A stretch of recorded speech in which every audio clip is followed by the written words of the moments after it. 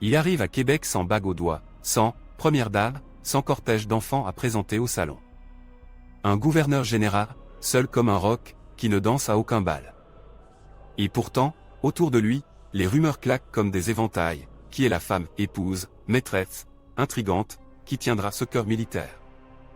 Réponse brutale, personne officiellement. Et c'est justement là, dans ce vide, que s'allument les histoires les plus dangereuses. Un homme qui ne doit rien à aucune femme dans une ville où les femmes mènent l'opinion par le salon, la lettre, le regard. Dans ce silence conjugal, la politique devient une danse, et la danse, une arme. On l'appelle James Henry Craig. Né à Gibraltar en 1748, façonné par le vent sale des bastions, élevé parmi les officiers et les canons, il entre à 15 ans dans l'armée britannique et file droit comme une baïonnette. Dans ses papiers, pas de confidences fiévreuses, pas de promesses échangées sous une galerie. Dans son corps, par contre, des cicatrices, Bunker Hill, Ticonderoga, Saratoga. Chaque blessure est une phrase écrite en rouge qui dit « Je passerai avant l'aube ». Les chroniqueurs finiront par lui coller un surnom compact, Pocket Hercule, l'Hercule de poche, tant il semble tirer plus grand que sa taille. Et plus il grimpe, plus sa vie privée se rapetisse, comme si les honneurs exigeaient l'isolement. En 1807, il débarque gouverneur général de l'Amérique du Nord britannique, lieutenant-gouverneur du Bas-Canada inclus un titre long. Comme la côte du Saint-Laurent et une mission simple, garder l'empire faible, surtout dans ce coin francophone où la langue, la religion et la mémoire des conquêtes grincerait toujours un peu. Dans la presse, certains l'accusent vite de « règne de terreur », les arrestations politiques, la main lourde sur les journaux, elles estaillent partout. Mais dans les salons, ce terrain mine où brillent les épouses, les filles de marchands, les veuves intelligentes qui tiennent table. On guette autre chose, cet Écossais sait qu'a-t-il un faible? Une faiblesse? Une femme? Les registres officiels répondent froidement, non Marie, point final. Alors l'imaginaire remplit le vide, si ce n'est pas l'amour, ce sera la surveillance, si ce n'est pas une maîtresse, ce seront des espions. Et la ville, déjà portée sur la confidence, fait le reste. Imagine la scène, Québec, soir d'hiver, rideau haut n'existe pas encore, mais les résidences officielles crépitent de bougies. On apporte des plats fumants, on sert du porto, la neige tapisse les marches. Les couples entrent, les rubans bruissent, et lui, Craig, traverse la piste comme une ligne de front. Pas de bras sur lequel s'appuyer, pas de regard complice pour lui souffler, attention, lui est un ali, est, une influence. Les femmes de la haute société mesurent ce vide, le gouverneur n'a pas de consort pour tempérer les angles, adoucir une ordonnance.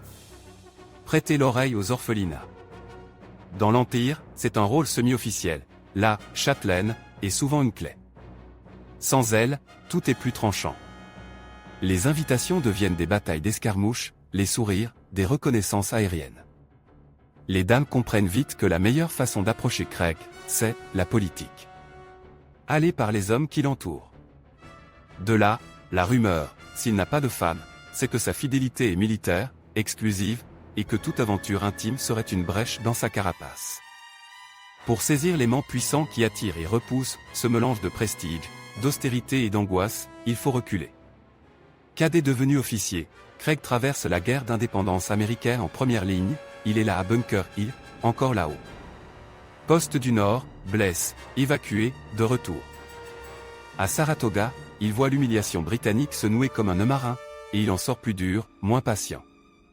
En 1781, le voici lieutenant-colonel, bientôt, on lui confie des gouvernances, des expéditions contre les républicains français. Même une drôle d'aventure dans le sud de l'Italie. Cette vie, faite de port, de bivouac et le quart de nuit, laisse peu d'espace à la tendresse, on ne confie pas son cœur à un pactage. Ces lettres, quand on les retrouve, sont techniques, sobres, presque sèches, on y parle de ravitaillement, de mouvement de troupes, de papier officiel. Le romantisme, s'il existe, n'a pas laisse d'adresse. Et c'est précisément cela qui, à Québec, incendie l'imagination. Un homme sans histoire d'amour devient une énigme, et l'énigme, dans une capitale coloniale, attire autant que la musique d'un quadrille. Il y a aussi la maladie, ce corps malmené par les décennies de service, qui lui ronge l'endurance. On le voit parfois pâlir, s'absenter, serrer les dents. Un homme souffrant, sans épouse pour l'épauler, c'est plus qu'une image, c'est une inquiétude sociale. Les veuves charitablement empressées, les mères d'influence, les filles fières des grandes familles se sentent investies, chacune. Croit, ne serait-ce qu'une soirée, pouvoir jouer le rôle de confidente. Tu vois la scène, un corridor, un plateau de verre qui tremble un peu, des mots bien choisis, sœur, vous devriez ménager aux forces. Et Craig, raide, remercie sans s'offrir. On ne le prend pas à la faille, la pitié est un luxe pour ceux qui peuvent tomber. Lui ne tombera pas en public. Cette réserve, perçue comme froideur, augmente la tentation de le percer. Plus on échoue, plus on parle. Or, si l'amour n'ouvre aucune porte, la politique, elle, en défonçait. Craig arrive avec un plan, ramener la discipline impériale dans une colonie où l'Assemblée élue, résolument canadienne-française, a appris à lever la voix. Influencer des élections, museler des journaux, surveiller des opposants, le programme est muscle. Et dans cet univers, les femmes ne sont pas absentes. Elles lisent les feuilles publiques, tiennent salon, brisent ou tissent des réputations. Une pique prononcée dans un vœu du jeudi peut, le samedi, devenir un article. Craig le sait, il s'en méfie. Le moindre signe d'attachement, le moindre rendez-vous trop long dans une loge de théâtre deviendrait une munition contre lui. Alors, il tient les amitiés à distance sécuritaire. Il préfère les rapports de police aux billets doux, les circulaires aux billets parfum. C'est un pari froid, mieux vaut être craint que chuchote. Ce pari, pourtant, déclenchait une réaction en chaîne, à défaut de fait, le public dévorait les indices. Une apparition prolongée à un bal chez un marchand anglo, l'ombre d'un sourire échange avec une veuve seigneuriale, et l'on compte déjà une liaison secrète. Les plus prudents font dans l'allégorie, la seule maîtresse de Craig, c'est la raison d'État. Les plus cruels soufflent le contraire, un homme sans femme finira par aimer seulement la verticale de l'ordre. Les deux versions, paradoxalement, le servent, parce qu'elles bâtissent une statue. Et dans une colonie en quête de chefs et d'icônes à attaquer, la statue, c'est de l'or, pour ses partisans comme pour ses ennemis. La sphère féminine, elle, travaille l'opinion comme on pétrit une pâtée, les invités classent les officiers, comparent les gouverneurs, jaugent la tenue. Craig, sans consort officiel à poser sur les portraits de famille, devient l'objet d'une curiosité quasi scientifique, qu'est ce qu'il émeut. La réponse se lit sur ses décrets. Et puis, il y a l'affaire Henry, ce thriller politique dont les échos montent jusqu'au salon, où l'on savoure les scandales comme des oranges confites. Craig emploie un ex-officier américain, John Henry, pour tâter le pouls de la Nouvelle-Angleterre, les fédéralistes veulent-ils rompre avec Washington et revenir sous l'aile britannique? Un espion, des lettres, une promesse non tenue, puis la trahison, Henry vend ses secrets au président Madison. Dans les salons, on raconte cette histoire comme on suit un feuilleton. Est-ce que le gouverneur, si rigide, a eu la faiblesse d'écouter des murmures d'alcôve? On aimerait tant y voir la trace discrète d'une influence féminine. Mais non. Dans ce roman-là, les fans ne sont que lectrices passionnées, l'intrigue est mal, verrouillée, bureaucratique. Et c'est presque plus frustrant, la ville réalisée que l'homme est une forteresse administrative. Les billets parfum n'y pénètrent pas. Les clés sont des seaux de cire. Ce refus obstine de se prêter au récit d'alcôve n'empêche pas à Chronique de s'acharner, on scrute ses absences, on compte ses éternuements, on scrute ses escortes. Un gouverneur malade, célibataire, c'est le rêve des fabulistes. Mais les institutions, elles, n'écrivent pas à l'encre des romances. Elles inscrivent les dates, 1807, arrivée, 1809 et 1810, des élections qu'il essaie d'influencer, 1811, la santé flanche, il démissionnait. 1812, il meurt à Londres, sans épouse, sans héritier officiel, sans Madame Craig, pour fermer les rideaux. Et la légende, paradoxalement, se met alors à respirer. On dira qu'il a mieux aimé l'Empire que tout le reste, qu'il a tenu à distance. Les tentations qui faisaient tomber d'autres hommes de pouvoir. On dira aussi que cette dureté a coûté cher, et que les femmes de Québec, de Montréal, de la vallée du Richelieu, l'ont su, parce que ce sont elles qui, le soir, consolaient, encourageaient ou provoquaient les hommes qu'ils faisaient arrêter. L'amour, ici, ne se lisait pas sur sa joue, mais dans les maisons qu'il mettait en tension. Alors, quand tu te poses la question, ces femmes, ces maîtresses, ces intrigues, il faut la retourner comme un gant. La vraie intrigue, c'est l'absence. Et cette absence a structure toute une dramaturgie sociale, parce qu'il n'avait pas de compagne officielle pour humaniser son pouvoir. Ce sont les femmes de la société qui se sont appropriées le récit, dispersées, concurrentes, multiplicité de voix. Les salons sont devenus des parlements les bals, des caucus, les billets, d'émotions. Et Craig, lui, a continué de signer, de censurer, de souffrir, d'ordonner. Une ville entière la observe pour deviner s'il vacillerait devant un sourire. Il n'a pas vacillé publiquement. C'est peut-être son secret le plus solidement garde. Et pourtant, garde cette image pour la suite, un soir de mars, la glace craque sur le fleuve, un vent mord les joues, et dans une salle lambrissée, on ferme les fenêtres contre le froid. Il y a là une femme, appelle-la, M. Peu importe son vrai nom, qui comprend mieux que d'autres que l'homme devant elle n'est pas qu'un uniforme. Elle parle non pas du pays, mais de fatigue. Non pas d'empire, mais de sommeil. Et on dirait qu'une ombre passe sur le visage du gouverneur. Ce n'est pas une romance, c'est un éclair. Elle, le lendemain, en parlera peut-être à une amie, l'amie à sa sœur, la sœur à un cousin journaliste. Et aussitôt, les mots gonflent. As-tu vu? Il a souri. As-tu noté? Il a relu une lettre 2 fois. On ne saura jamais s'il a répondu à M. Autrement que par un merci. Mais cette seconde suspendue, la seule faiblesse humaine volée à l'Hercule de poche, suffira à nourrir 1000 conversations. Voilà le cœur de l'intrigue, les femmes ont su lire, parfois, dans les marges où l'histoire officielle s'interdit de regarder. Le matin où tout bascule, ce n'est pas un duel au soleil, c'est l'odeur d'encre fraîche. Dans les ruelles en pente de Québec, un bruit court, pas celui d'un carrosse, ni d'une fanfare, mais un froissement de papier qui se passe de main en main. On le dépliait, on sourit, on soupire, c'est un journal qui pique, qui gifle, qui ose. La politique, d'un coup, sort des salons et s'assoit à la table de cuisine. Les femmes, surtout, aiment ce format-là. Quelques colonnes serrées qu'on lit entre le potage et la visite d'une voisine. Elles savent décoder la petite ironie, la phrase qui glisse comme un canif sous la doublure. Et elles savent relayer. À voix basse, à voix claire, par une lettre, par un clin d'œil.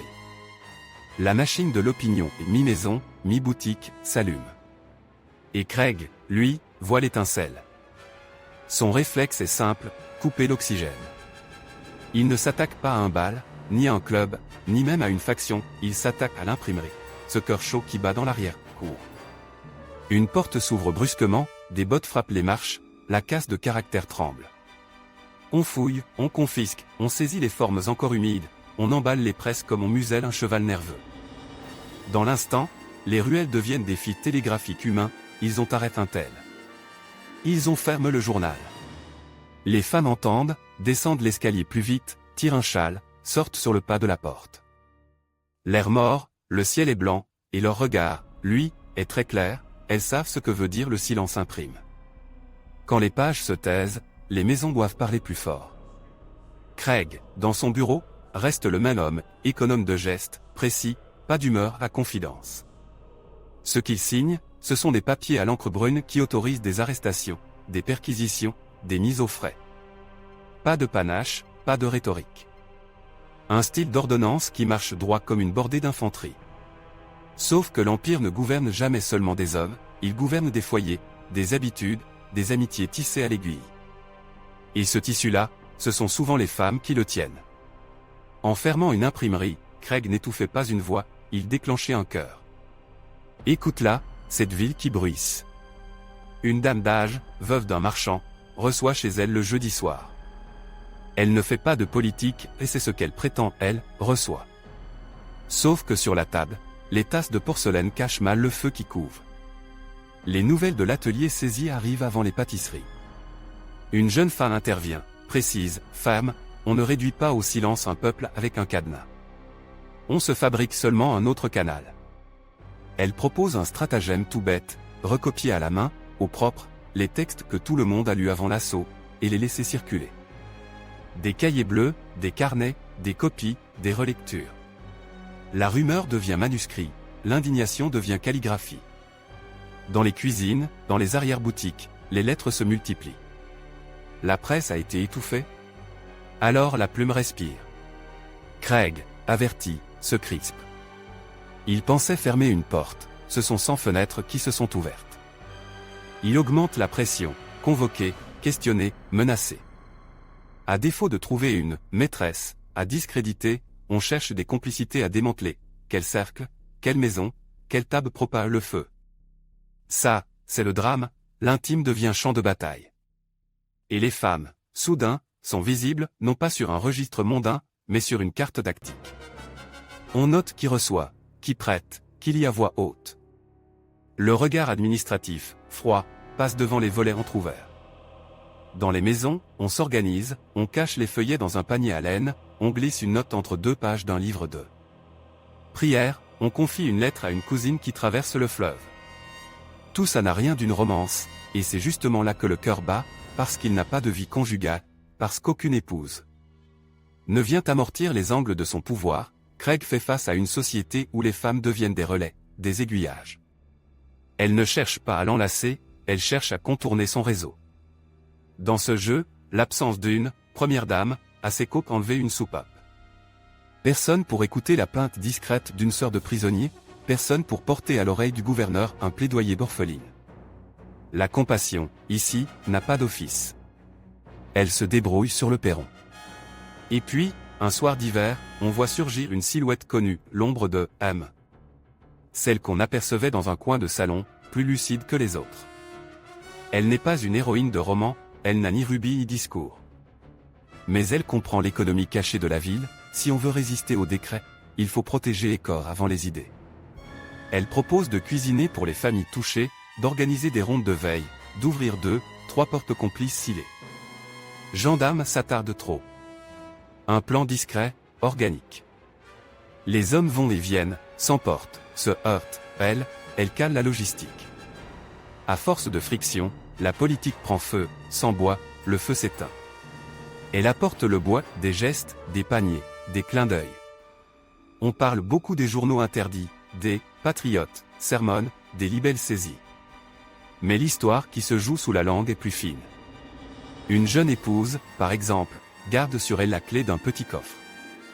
Dedans, une liste de contributions, farine, chandelle, couverture, pièces. Elle connaît par leur prénom des hommes que son mari n'a jamais rencontrés.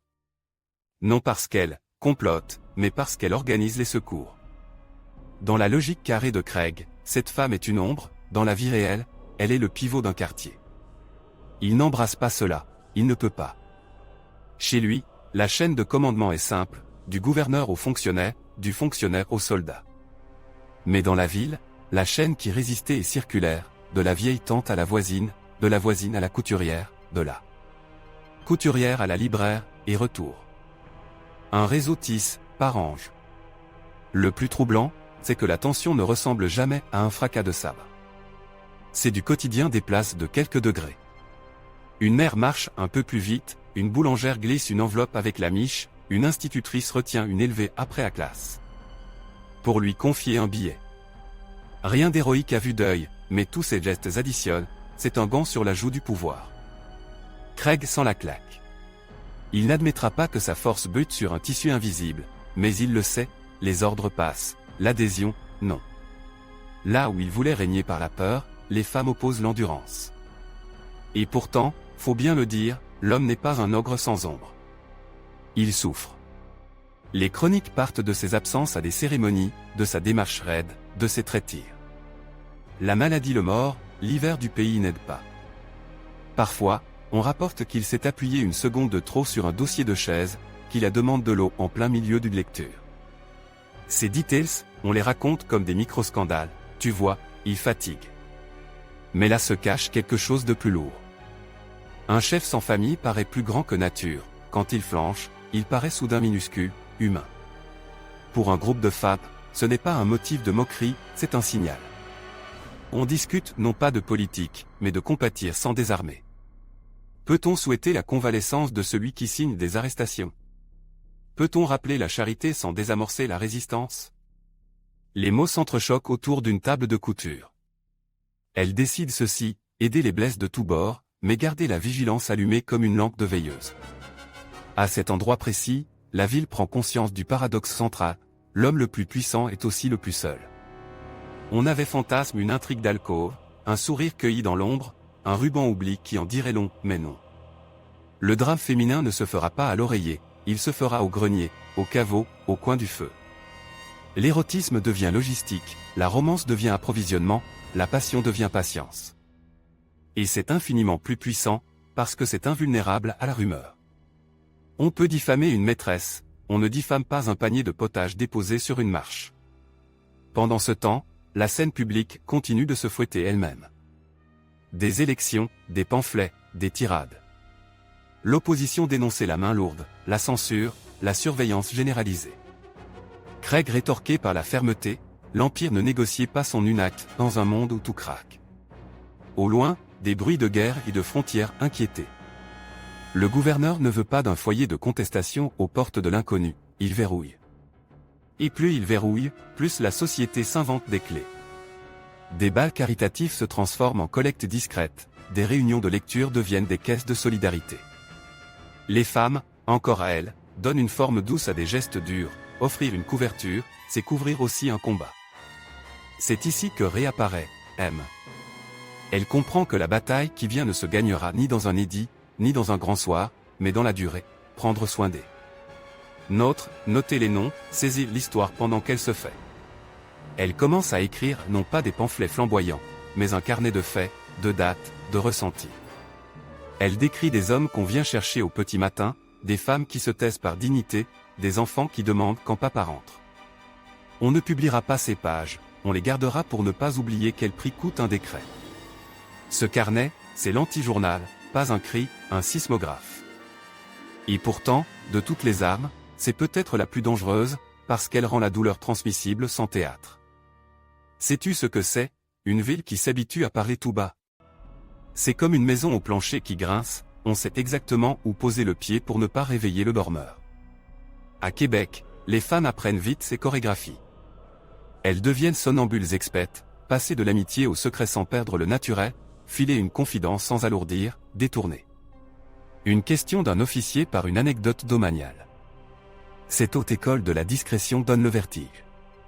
C'est l'antichambre du pouvoir véritable, pas la décision, mais le climat où les décisions deviennent acceptables ou non. On dit que Craig règne par la force, elle règne par la température. Et la température, ces années-là, baisse pour lui. Reste une scène, crue, difficile à oublier. Une mère attend devant un bâtiment où l'on garde un proche. Il fait humide, la pluie est lourde, son châle est trop mince. Un officier passe, presse. Elle ne pleure pas, elle ne réclame rien, elle demande seulement de savoir si ça va. L'homme, embarrasse, esquive, dit qu'il ne sait pas. Elle baisse les yeux. Mais elle n'est pas seule, derrière elle, il y a tout un monde de femmes qui ont appris à se ranger pour tenir bon. Ce n'est pas un spectacle, pas une émeute, c'est une ligne de vie. En sortant, l'officier prend la pluie de plein fouet. Il pense, l'espace d'une seconde, que ce pays-là n'est pas fait pour des gestes simples, chaque geste prend le poids de l'histoire. Cette seconde, c'est la fissure que M. cherchait des yeux. Pas pour enfoncer le clou, pour s'assurer qu'il reste encore quelque chose d'humain dans cette mécanique. Et Craig poursuit. Il ne joue pas aux échecs d'émotion, il reste fidèle à sa piste maîtresse, la tour, verticale, utile, carrée. Il couvre, il protégeait ce qu'il croit être l'ossature de l'Empire. On peut regretter la dureté, on peut aussi reconnaître l'obsession, éviter le chaos. Un homme qui n'a ouvert son cœur à personne n'ouvrira pas son régime au vent. Sa solitude n'est pas une faille, c'est une méthode. C'est tragique, parce que cette méthode produit, autour, des solitudes communautaires qui se serrent et s'entraident. Il n'est pas l'ennemi des femmes, il est l'adversaire d'un type de circulation, celle des idées, des rires, des potins, des élans. Et c'est précisément ce type-là que les femmes maîtrisent. Le bras de fer est inévitable. À la toute fin de cet acte, quelque chose de plus mystérieux se met en place. Les salons changent de tonalité. On continue de danser, de rire, d'épingler des fleurs. Mais l'arrière-salle s'épaissit. On sait qui a parle pour qui a glisse quel billet, qui a mis à l'abri quel feuillet. Les alliances ne sont plus seulement politiques, elles sont sensorielles. Une odeur de cire, un bruit de clé, une tapisserie soulevée, autant de signes qu'il faut savoir lire. Dans les rares instants où Craig se retrouve face au monde féminin, une présentation, une remise de dons, une visite officielle, il sent un tressaillement. Pas de provocation, pas d'insolence. Une densité. Il a devant lui des regards qui ne cherchent pas à le séduire, mais à l'évaluer comme on jauge un pont, tiendra-t-il? Jusqu'à quand? À quel prix? Cette évaluation muette, c'est la vraie opposition. Elle n'insulte pas. Elle calcule. Et c'est là, précisément, que le récit s'accélérait, car la pression politique, les journaux femmes, les voix surveillées, les assemblées. Tourmenté va bientôt rencontrer un autre théâtre, plus large, plus dangereux, un continent qui s'échauffait, des frontières qui s'énervent, une diplomatie qui se cabre. Le bruit des bottes au loin donne un relief nouveau à la ville des chuchoteuses. Les femmes le sentent, quand le tonnerre approche, les choses fragiles deviennent essentielles. Les couvertures, les cahiers, les recettes, les itinéraires discrets. La grande histoire ne prévient jamais, elle frappe la porte de service. Et quand elle déferlera, on verra si l'empire de Craig savait reconnaître l'élasticité d'une société, ou s'il n'a su que compter sur la rigidité d'un règlement. Une dernière image avant de tourner la page, la glace commence à céder sur le fleuve, les craquements résonnent comme des canons lointains. M ferme son carnet, souffle la bougie, et reste une seconde dans le noir. Elle pense à cet homme droit, épuisé, qui gouverne sans personne pour lui tenir la main en montant les escaliers. Il lui inspire de la pitié et de la colère à la fois. Elle se promet ceci, ne pas le haïr, ce serait trop facile, mais le contrebalancer. Elle ne sera jamais sa maîtresse, ni son ennemi intime, elle sera l'anti-lourdeur, l'anti-silence. Une femme sans rôle officiel, dans une ville sans microphone, peut parfois changer la trajectoire d'une saison. C'est minuscule. C'est immense. Ça commence par un bruit sourd qu'on fait semblant de ne pas entendre, des clous qu'on enfonce dans des caisses, des bottes qu'on graisse, des cartes qu'on étalait sur une table trop petite. Les frontières au sud s'électrisent, la diplomatie s'embrouille, et tout à coup les noms familiers, Québec, Montréal, Trois-Rivières, se retrouvent écrits au crayon rouge dans des rapports qui viennent de loin. La ville comprend à demi-mot, si l'orage éclatait, chaque jet quotidien prendra une odeur de poudre. Dans cette attente nerveuse, l'ombre de M s'allonge. Elle ne joue pas à la prophétesse, elle compte les bougies, le cuir des bottes, les sacs de farine. Elle sait que la grande histoire adore surprendre les maisons par la porte arrière. Et Craig, lui, il replie le doute comme on replie un couteau. Son visage est une façade de pierre, ses ordres, des lignes droites. Il tient serre à sa doctrine, gouverner comme on tient une digue, sans faille, sans fissure, en se méfiant de l'eau qui suinte plus que de l'eau qui déborde. Mais dans une ville où les nouvelles voyagent à la vitesse d'un clin d'œil, la digue, c'est la métaphore de quelqu'un qui n'a pas mis les pieds sur un perron depuis trop longtemps. Et c'est là que les femmes redoublent. Elles se glissent entre les pierres de la digue pour sentir la pression. À chaque dîner, à chaque visite, elles prennent la température, pas celle du gouverneur, celle des familles qui s'inquiètent. Leur thermomètre, c'est un panier d'épicerie, un carnet, un enfant qui pose trop de questions. Le matin, dans les ruelles, on croise des silhouettes chargées de paquets. Elles ne portent pas des slogans, elles portent des solutions. Une couturière ajuste en douce des doublures plus chaudes, une boulangère allonge la miche pour qu'elle nourrisse deux bouches. De plus, une institutrice enseigne à ses élèves deux chansons, une pour la récréation, et une, plus basse, à fredonner quand passe un uniforme.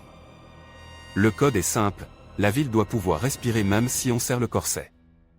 C'est M qui propose ces details qui n'ont l'air de rien, et qui font tout. Elle n'a pas de titre, elle a des idées qui tiennent. Un soir, une rumeur fait lever des tétés, on dit que le gouverneur aurait reçu une lettre écrite par la main d'une femme, une supplique. Pour un frère, un mari, un fils. On dit qu'il l'aurait lu en entier, jusqu'au bout, sans la laisser à un secrétaire. Et certains jurent qu'on l'aurait vu poser la main sur sa poitrine avant de signer un refus. Ce n'est pas un scandale, c'est un vertige, l'imagination en bref. Ceux qui haïssent Craig racontent qu'il n'a plus de cœur, ceux qui l'idéalisent affirment que son cœur est trop lourd pour fléchir. Aucune preuve ne s'impose. Ce qui reste dans l'air, c'est cette image d'une page qui tremble d'avoir été tenue longtemps. Ce tremblement devient un mythe de salon, on s'en sert le soir, à voix basse, pour expliquer pourquoi rien ne bouge et pourquoi tout bouge en même temps. Dehors, la saison change comme un rideau qu'on tirerait trop fort. Le vent tourne, les cris des colporteurs se mêlent au martèlement des casernes. Les marches parlent une langue plus sèche, grain, sel, chandelle, lard. On ne sait pas quand l'orage tombera exactement, mais on sait qu'il sera long. Les femmes mettent à jour leur carnet, qui manque de bois. Qui peut prêter un cheval? Qui sait lire vite un papier officiel pour le traduire à sa voisine? Là-dedans, M évolue comme un chef d'orchestre sans buste ni baguette. Elle n'a pas besoin de lever la voix, son autorité tient à une chose, elle a toujours une seconde d'avance sur l'angoisse des autres. Pendant ce temps, du côté de Craig, la mécanique continue. Il signe, il convoque, il corrige des dépêches à la marge, d'une écriture de soldat. Ceux qui entrent dans son bureau repartent refroidis. Il n'y a pas de tapis rouge pour la compassion, seulement une civière pour la raison d'État. Parfois, la maladie lui arrache un soupir, une crispation. Ces minuscules aveux du corps, il les traite comme des désertions, il reprend son masque. La ville, pourtant, à l'œil, on note l'heure de ses sorties, la pâleur de son teint, le temps qu'il met à gravir un escalier. Ce n'est plus de la politique, c'est de l'anthropologie de corridor. Et, sans le vouloir, Craig devient un paysage humain qu'on apprend à contourner. Une énergie colossale est dépensée à deviner le moment juste pour frapper un clou sans faire trop de bruit. Les femmes, qui savent tout du bruit des maisons, deviennent des stratèges. On les voit, le dimanche, sortir un peu plus tard de l'église. Leurs yeux glissent, pèsent, comparent. Elles ne se partagent pas des secrets de roman, elles ajustent des horaires. Si on doit nourrir 3 familles ce soir, il faudra commencer la soupe plus tôt, négocier avec le boulanger, demander à la voisine d'aller chercher l'eau avant la tombée du jour. C'est d'une trivialité désarmante, et c'est justement ce qui rend le système invincible. Quand l'autorité tape du poing sur la table, il se passe une chose étrange, la table se multiplie. 1000 tables de cuisine, 1000 foyers, 1000 tétés calmes. On ne gouverne pas un millier de soupes. Un après-midi, il arrive une scène qui restera dans les mémoires de celles qui y étaient. Dans une maison basse, près d'un portillon qui grince, M réunit quelques femmes qu'on pourrait croire timides si on s'arrêtait à leur chapeau. Elles posent sur la table non pas des grands discours, mais une question presque naïve, qu'est-ce qu'on fait si l'hiver est plus long que prévu? De là naît un plan en 3 gestes, un système d'échange, du sucre contre du bois, du fil contre une heure de cheval, un calendrier. De visite, personne ne doit passer 2 jours de suite sans voir un visage ami, et un jeu d'enveloppes scellées qui ne s'ouvre. Que si l'une d'elles disparaît trop longtemps? Elles signent le prénom, comme des enfants qui jurent un pacte dans une cour d'école. Mais c'est un pacte d'adultes, il tient parce qu'il porte les autres. De l'autre côté de la ville, Craig reçoit un rapport. Une suite de lignes sèches. On y parle de réseau, de relais, de femmes actives. Le mot l'agace. Il a appris à mépriser les adjectifs quand ils ne servent pas à préciser un mouvement de troupe. Pourtant, il sait que le rapport dit vrai, il y a, sous son radar, un réseau tisse de gestes minuscules. Il résistait à la tentation de le considérer comme une conspiration, le mot est trop gros, il ferait rire. Il choisit le vocabulaire qui lui ressemble, nuisance, entrave, matière à correction. Il ne haïra pas, il corrigera. C'est sa manière d'aimer l'ordre, en redressant ce qu'il juge bancal. Cette langue, dure, carrée, rencontre dans la rue une autre grammaire.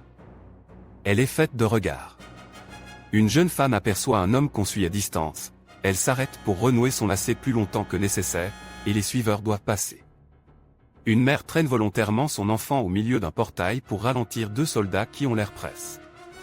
Une vieille dame monopolise un fonctionnaire bavard en lui racontant une anecdote de marche pendant que, dans la pissacote, on range des feuillets compromettants. Ce sont des figures de danse. À force de les pratiquer, elles deviennent naturelles. La ville invente une chorégraphie d'autodéfense. Un jour de pluie, M croise Craig à une remise de dons. Ça ne devait être qu'un ruban coupe, quelques mots bien choisis, un sourire neutralise par l'étiquette. Mais la pluie, obstinée, colle les tissus et avale les discours. On les voit, un instant, sous le même auvent. Elle ne le provoque pas, elle ne s'incline pas plus que nécessaire. Elle le regarde comme on regarde un pont en pierre, on n'attend pas qu'il sourie, on veut juste vérifier qu'il tient encore. Lui, il a ce réflexe d'homme qui a vécu dans l'effort, vérifier l'alignement, la courbe, la pente. 2 géométries humaines qui se croisent. Rien ne se dit, et pourtant, ceux qui étaient là jurent avoir senti une aiguille, très fine, coudre quelque chose entre eux, le respect. Peut-être, à défaut d'entente. La pluie cesse, la boue colle aux semelles. Dans les jours qui suivent, un rythme nouveau s'installe. Ce n'est pas l'accalmie, c'est la concentration. On dort moins, on parle bas, on écoute le fleuve comme s'il pouvait livrer un secret. Les femmes, dans ce battement précis du temps, affûtent leurs outils, une plume, une casserole, une oreille. M. écrit sans pathos. Elle note des choses infimes, une porte qui grince plus fort que d'habitude, un chien qui n'aboie plus, 2 hommes qui troquent des casquettes. Ce carnet, qui semblait d'abord un luxe sentimental, devient une boussole. Quand un malaise flotte, on l'ouvre, on relit une page, on retrouve l'endroit où on a déjà tenu. L'expérience compressée, c'est une force. Ça ne se proclame pas, ça se transmet. Craig, lui, continue de porter ses secrets dans la raideur de sa nuque. Il n'a toujours pas de « madame » pour tenir la manche de son manteau quand il la passe, pas de complice pour dire à l'oreille « aujourd'hui, temporise ». Cette absence se paye au prix fort. Parce que l'intime n'existe pas autour de lui, l'intimité se fabrique contre lui, ailleurs, autrement. Il a gagné en pureté, il a perdu en écoute. C'est le drame des hommes systèmes, ils craignent les nuances comme des fuites, alors que ce sont souvent des soupapes. Il faudra du courage pour admettre ça devant sa glace, il ne le fera pas. Il ne connaît que 2 verbes, tenir et contenir. Il y a, malgré tout, un visage qui ne le quitte plus, celui d'une vieille dame rencontrée à la sortie d'une messe, qui lui a dit d'une voix douce, « Sœur, prenez soin de votre souffle ». Cette phrase, ridicule aux oreilles d'un stratège, s'est plantée en lui. Son souffle. Il y pense quand il monte un escalier, il y pense quand il signe un ordre. Il y pense, surtout, quand il sent dans sa poitrine le clou qu'on enfonce un peu trop. La maladie n'est pas un soldat qu'on sermonne. Elle n'obéit pas. Et l'homme qui n'a pas voulu se laisser entourer par l'affection se retrouve entouré par la toux. À Québec, les femmes n'écrivent pas des poèmes sur ça, elles préparent un coussin plus ferme sur une chaise où il s'assied parfois. Le geste ne sauve personne. Il dit seulement, on a compris. Et voilà que le grand théâtre gronde enfin. Les événements au loin jettent leur ombre jusque sur les vitrines ici. Les dates, les noms, les frontières se mélangent dans un brouillard opaque. Ce que la ville sait avec certitude, c'est qu'elle va encore devoir tenir, et plus longtemps. Alors, on serre le pacte. M. Rajoute une page au carnet, un répertoire d'odeurs et de sons pour reconnaître ce qui arrive avant que ça n'arrive. L'odeur du cuir frotte annonce des patrouilles, celle du goudron des réparations au port, le tintement d'une chaîne le passage de prisonniers. Ce code-là n'a pas de héros. Il a des témoins. Dans ces semaines tendues, on raconte une histoire que j'aime pour ce qu'elle dit du pays, une fillette perd un ruban bleu dans la boue. Un soldat le voit, se penche, le ramasse, le nettoie comme s'il du revers de sa manche et le lui rend. La mère, derrière, incline la tête sans sourire. Pas de remerciement théâtral. Juste cette manière de reconnaître, à travers l'uniforme, qu'un geste gratuit traverse la journée. C'est si peu de choses, et pourtant, pour beaucoup, ça devient la preuve que le monde n'est pas fait d'un seul bloc. Il y a de minuscules interstices où l'on peut respirer. Les femmes les gardent comme on garde des braises sous la cendre. Dans le bureau du gouverneur, ce même jour, on allume une bougie de plus que d'habitude. La lumière vacille, les papiers dansent. Craig prend sur lui, encore, comme s'il devait rattraper à lui seul la fatigue du continent. On le dit inflexible, on devrait dire inusable. Ce qu'on ne dit pas assez, c'est le prix. Un homme sans maison intime finit par devenir la maison du régime. Il en tient les murs, il en répare les craquelures avec ses nerfs. Un soir, il laisse tomber une plume trop lourdement sur la table. La tache s'étalait comme une carte de marécage. Il observe la tache, et pour la première fois depuis longtemps, il ne voit pas une frontière, ni un couloir, ni une trappe. Il voit un enlisement. Ça le frappe au sternum. Il se redresse, il chasse l'image, il reprend l'outil. Personne ne saura jamais que cette seconde-là existe. Sauf, peut-être, M, qui, dans sa cuisine, s'arrête net au même moment, comme si 2 cœurs que tout oppose avaient battu à contretemps. Ce qui vient ensuite commence à se deviner, la friction entre la logique militaire et la trame domestique atteint son point de fusion. Quand on appuie trop longtemps sur une corde, elle finit par chanter autrement. Les femmes du pays, en apparence sans tribune, ont construit une acoustique. Elles savent désormais amplifier un murmure, étouffer un vacarme, détourner un refrain.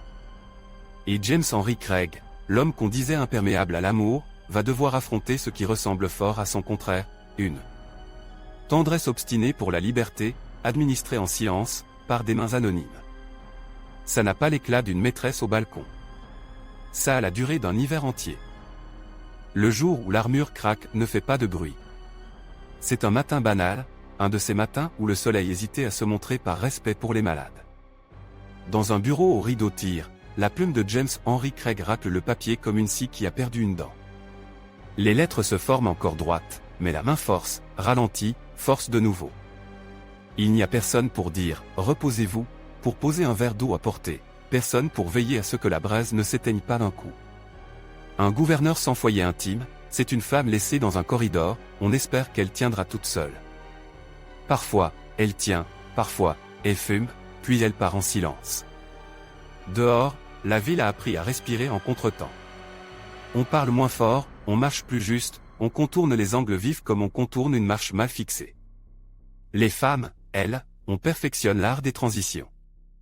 On aurait pu croire que tout n'était que colère et rigidité, elles y ont ajouté de la souplesse, de la mémoire, une politesse plus tenace que n'importe quelle affiche. Elle, dans ce dernier acte, ne brille pas davantage, elle s'efface mieux. C'est sa manière à elle d'augmenter sa puissance. Elle sait désormais que la victoire dans ce genre d'histoire n'a pas de fanfare, elle a un calendrier et des initiales sur des enveloppes. Qu'est-ce qui a changé? Pas la météo, pas les façades, pas le fleuve.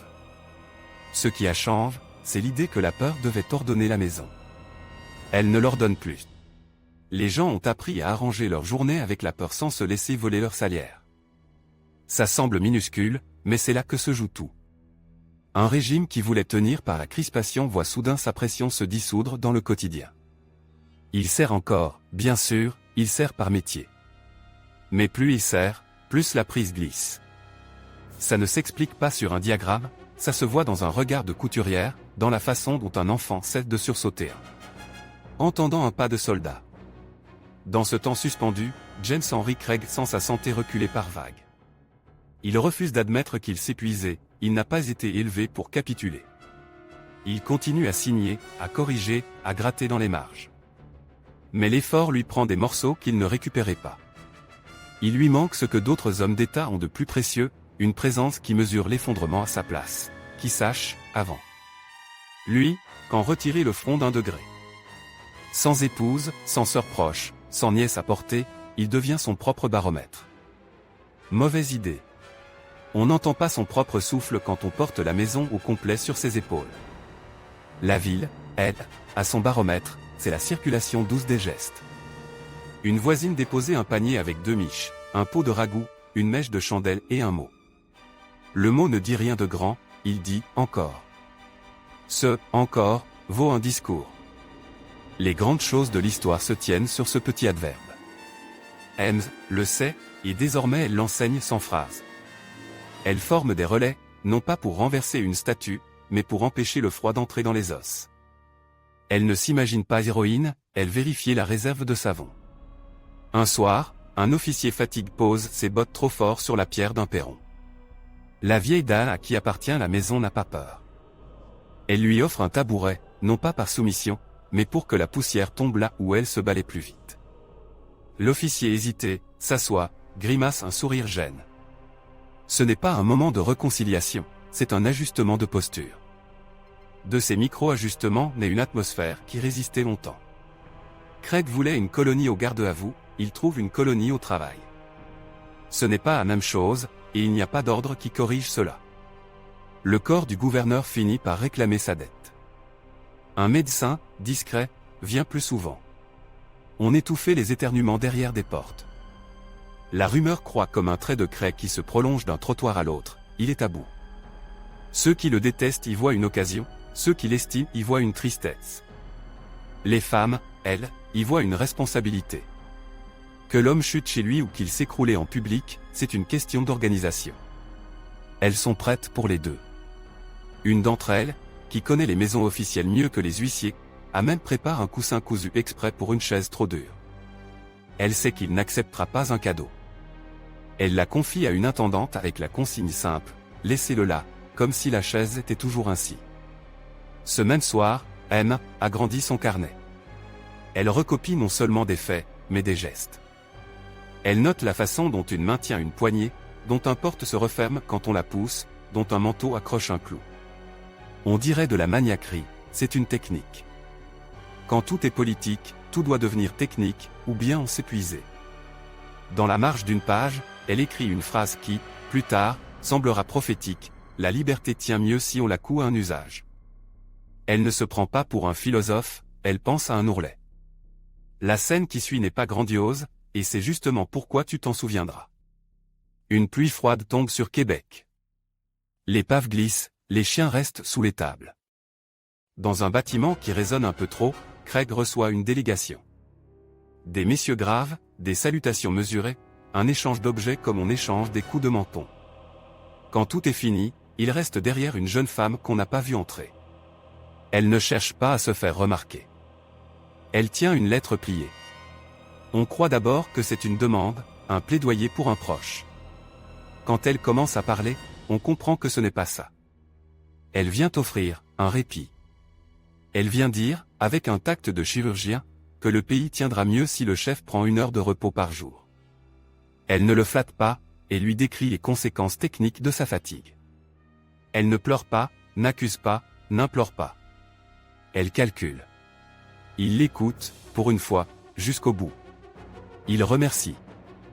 Il ne suivra pas le conseil, mais il saura, désormais, que quelqu'un, dehors, lui tient la main à distance.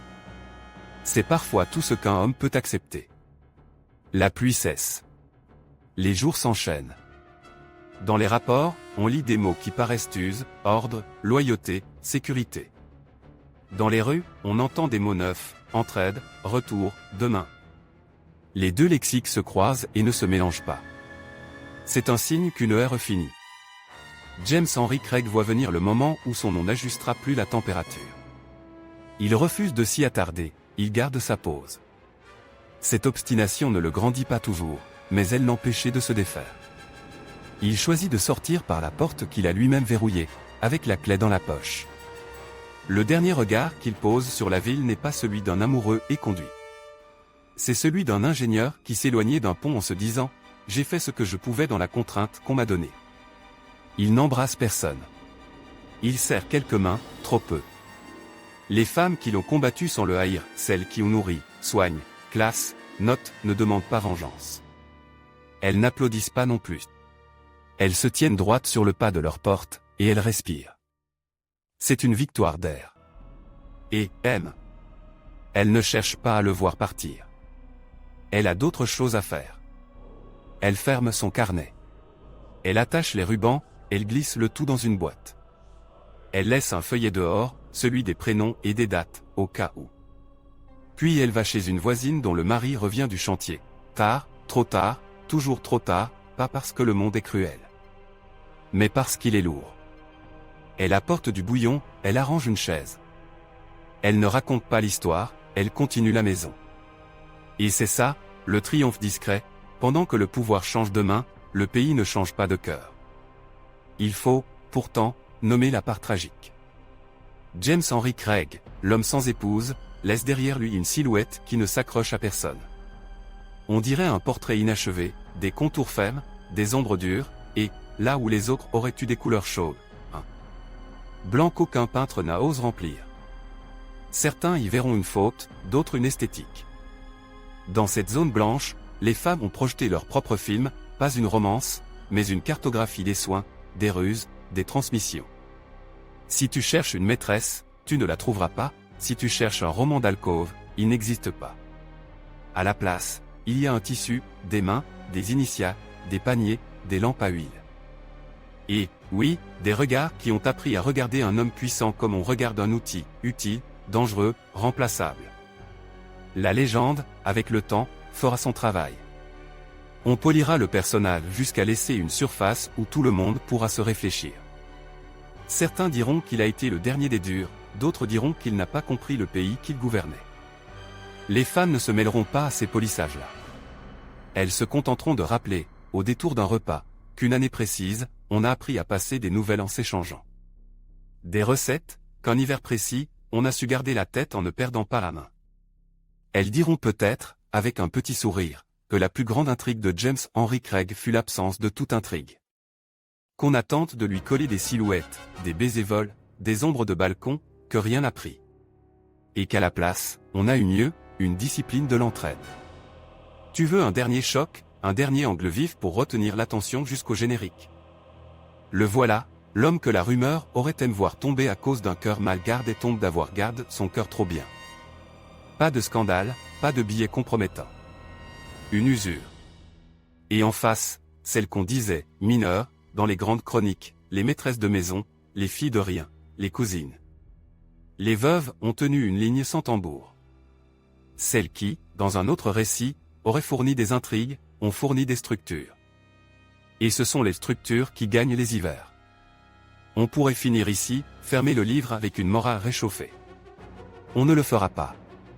On va plutôt laisser une image qui, je te promets, restera, une piste semi-obscure où le feu se tasse, où le bois craque doucement.